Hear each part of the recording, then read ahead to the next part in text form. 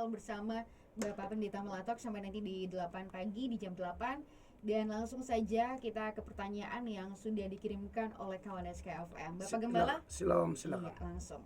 Pertanyaan yang pertama ini dari Bapak Wilfred Nite. Selamat pagi untuk Bapak Wilfred Nite.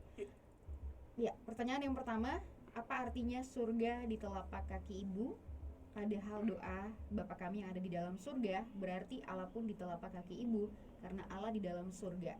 Apakah layak? Apakah hal ini, peribahasa ini adalah Alkitabiah?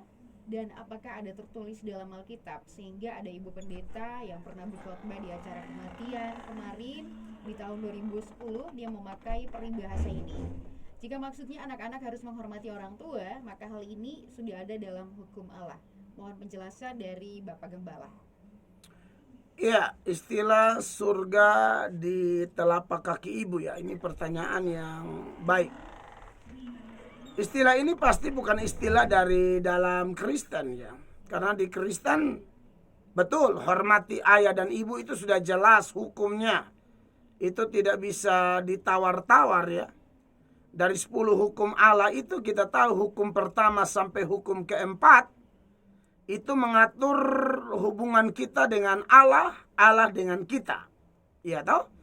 Karena dimulai dengan jangan ada padamu Allah lain, jangan membuat patung berupa apapun yang seperti yang di langit, di bumi, di air, di bawah untuk disembah. Jangan menyebut nama Tuhan Allahmu dengan sembarangan. Lalu ingatlah dan kuduskanlah hari Sabat. Jadi itu hukum 1, 2, 3, 4 itu betul-betul kita dengan Tuhan.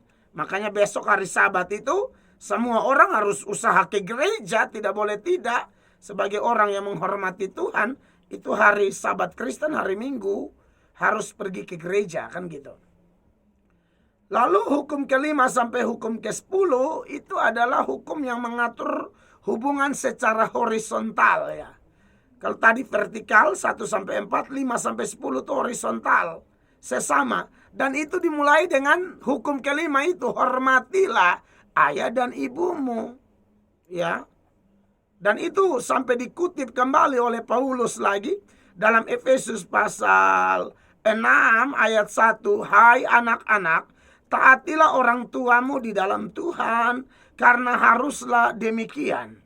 Hormatilah ayahmu dan ibumu. Ini adalah suatu perintah yang penting seperti yang nyata dari janji ini. Supaya kamu berbahagia dan panjang umurmu di bumi. Jadi memang betul seperti yang Pak Nite tanyakan dan sudah buat kesimpulan bahwa memang kalau ngomong taat orang tua ya sudah ada di Alkitab. Bahkan hukumnya begitu tegas ya. Bahkan konsekuensi dari melanggar hukum ke-5 ini sangat bahaya saudara-saudara. Berani ngomong kepada orang tua misalnya kata-kata kutuk, itu habis kau. Zaman itu kamu akan dihukum mati. Apalagi sampai pukul orang tua. Itu bahaya sekali ya saudara-saudara. Mari kita lihat di Keluaran ya. Keluaran pasal 15 ya, tunggu. Keluaran pasal, semoga saya tidak salah ya. Ingat pendeta ju manusia, haleluya. Keluaran 21 beta punya maksud, haleluya. Keluaran 21 ayat 15 dikatakan, siapa yang memukul ayahnya atau ibunya, pastilah ia dihukum mati. Jadi memang betul kita harus hormat orang tua. Dan seperti yang Pak Nite penanya bilang betul bahwa hukumnya sudah jelas. Siapa yang memukul ayahnya atau ibunya pastilah ia dihukum mati. Lalu ayat 17. Siapa yang mengutuki ayahnya atau ibunya ia pasti dihukum mati. Ya. Itu begitu tegas. Bahkan kalau ada anak ya, dia orang tua ngomong dia tidak dengar. Ya zaman itu disuruh berhenti minum mabok, dia tidak berhenti minum mabok. Nah anak seperti ini, kalau dibicarakan terus-terus tidak mau dengar, ini anak kurang ajar terhadap orang tua. Maka anak ini harus dibawa Lalu kemudian satu kampung lempar dia dengan batu sampai mati. Saudara mau lihat ayatnya? Mari kita periksa. Ulangan 21 ayat 18 dan seterusnya. Dikatakan apabila seseorang mempunyai anak laki-laki yang degil dan membangkang, yang tidak mau mendengarkan perkataan ayahnya dan ibunya, dan walaupun mereka menghajar dia, tidak juga ia mendengarkan mereka. Jadi ini kalau konteks orang daerah kami NTT, orang Kupang, ini omong-omong sondengar. Sampai puku habok, puku inja, hantam mulai dari rotan kayu asam, mulai dari rotan bambu, sampai selang air. Iya kan? Sudah betul-betul ini anak ini memang tahu. Sampai bapak suka salah mama, mama ke salah bapak. Mama bilang ini gara-gara ini anak ini ikut bosong pun turunan. Ini ikut turunannya papa. Makanya agak sedikit gila, katanya begitu. Biasanya kalau sudah berantem, anak tidak berubah, mulai bapak kambing hitamkan mama, mama kambing hitamkan bapak, mama dan bapak sama-sama hitam, begitu loh.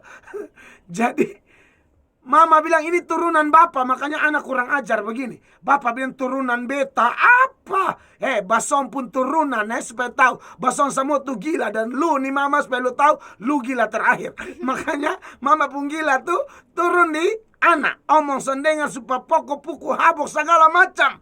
Tidak dengar-dengar juga, kira-kira begitu. Ya. Lalu, saudara lihat di sini dikatakan, yang tidak mau mendengarkan perkataan ayahnya dan ibunya, dan walaupun mereka menghajar dia, tidak juga ia mendengarkan mereka. Maka apa yang harus dilakukan kalau anak kurang ajar model begini? Anak kepala batu, kepala angin, tegar tengkuk, suka melawan pemberontak seperti ini. Ayat 19 dari Ulangan 21. Maka haruslah ayahnya dan ibunya memegang dia dan membawa dia keluar kepada para tua-tua kotanya di pintu gerbang tempat kediamannya. Lalu bilang apa? 20. Dan harus berkata kepada para tua-tua kotanya. Mereka bilang begini, anak kami ini degil dan membangkang. Ia tidak mau mendengarkan perkataan kami. Ia seorang pelahap dan peminum. Maka ini yang terjadi. 21. Maka haruslah semua orang sekotanya bikin apa?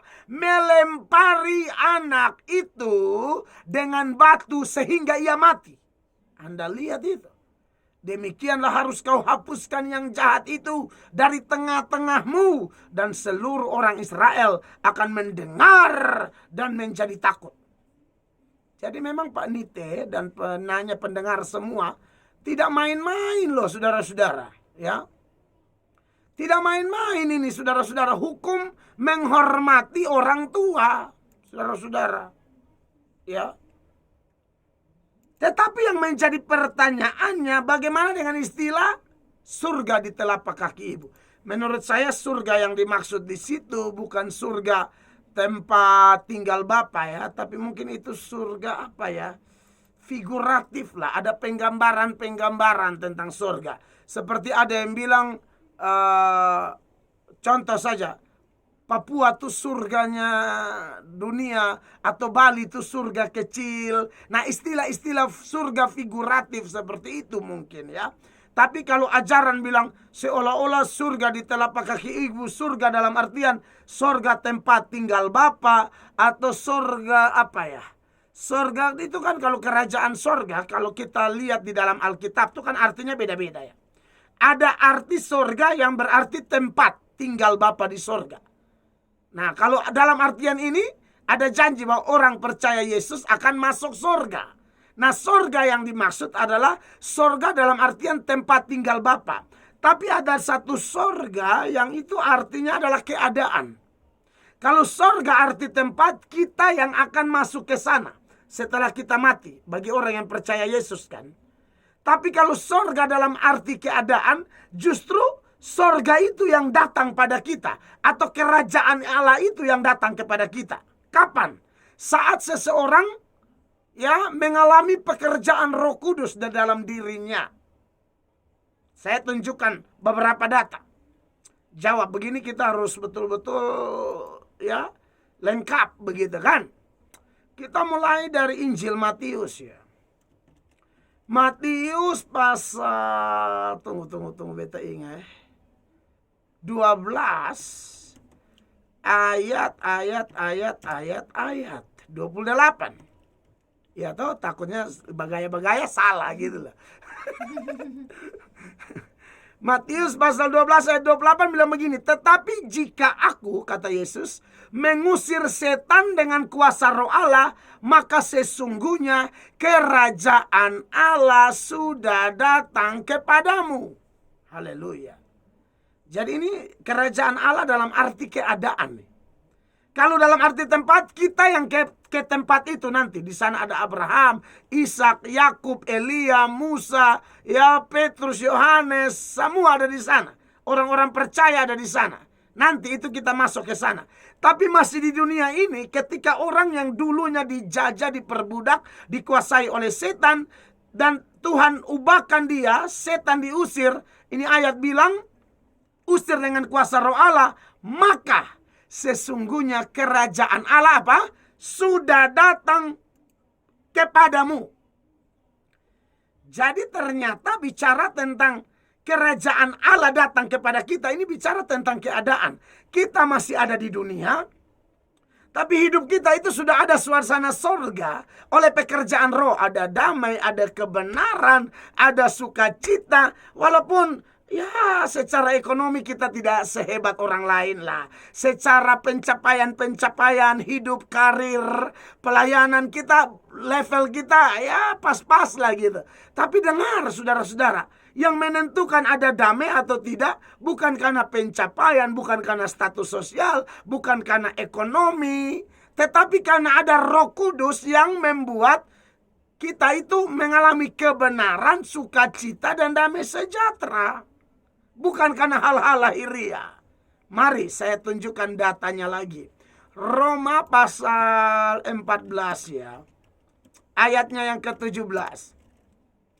Roma 14 ayat 17, firman Allah berkata, sebab kerajaan Allah bukanlah soal makanan dan minuman, tetapi soal kebenaran, damai sejahtera, sukacita oleh siapa? Roh Kudus. Haleluya. Jadi jelas ya bahwa ada surga dalam artian itu. Tapi kalau surga di telapak kaki ibu, itu mungkin hanya satu gambaran tentang menghormati orang tua. Istilah itu tidak ada di dalam Alkitab, saudara-saudara. Jangan anggap juga bahwa istilah itu seolah-olah merendahkan surga. Saya pikir mungkin bukan demikian artinya ya. Hanya satu penggambaran seperti Bali itu surga jatuh di dunia. Ada yang bilang Papua Raja Ampat kayak surga atau segala macam. Atau mungkin ada yang bilang, oh Labuan Bajo itu kayak surga ya. Ada juga yang tidak mau kalah, oh lasi ju surga misalnya ya. Ada juga noekele ju surga. Yang lain bilang sonde ini rote karbafo ju surga. Lu atur sah, pokoknya bosong atur saja. Ada yang bilang kok sabu mesara juga itu surga juga, terserah. Ada yang bilang kita di Mataru sana tuh itu juga surga kok tidak. Ya kan? Mungkin istilah-istilah saja. Wih, di sini nih kayak surga. Kayak dulu orang belum bertobat, mereka pakai ganja, pakai narkoba, pesta seks, lalu mereka bilang apa? Wah, ini betul-betul surga. Jadi adalah istilah-istilah penggambaran, dari setiap istilah itu pasti ada maksudnya. Bahkan ada yang bikin kejahatan juga, pakai narkoba, lagi nyabu, iya kan? Lagi nyabu, seperti saya pernah dengar ada satu anak sabu, dia pergi ke Jakarta, masuk diskotik, lalu orang tawar dia, Mas mau nyabu nggak? Nyabu nggak? Dia pikir tanya, bilang sabu mana? Dia bilang, oh aku nggak nyabu, aku nyabu nyeba. Maksudnya dia dari sabu seba.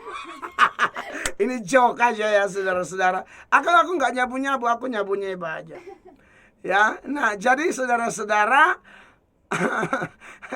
iya toh orang biasa bilang Sumba juga surga, semua bilang surga. Karena memang alamnya Indonesia itu kan indah banget kan gitu. Lalu orang bikin penggambaran itu. Jadi saya rasa begitu Pak Nite ya. Bukan surga seperti yang Alkitab maksudkan. Itu hanya figuratif dan ada penggambaran tertentu aja ya. Mungkin dimaksudkan di situ harus hormati orang tua. Tapi kalau saya sendiri memang saya kurang pakai itu istilah Pak. Saya tidak terlalu pakai itu istilah, kan saya juga tidak ngerti. Saya pikir saya sepaham dengan Pak Nite, ya sudah pakai Alkitab aja. Kalau menghormati orang tua, batasan-batasannya sudah jelas di Alkitab. Kalau taat dia kita diberkati, ya kan, panjang umur bahagia, seturut janji itu. Tapi kalau melawan dia, ya tadi tuh ayat-ayat yang saya kasih tunjuk. Kayak begitu sih. Tuhan memberkati, shalom. Terima kasih banyak untuk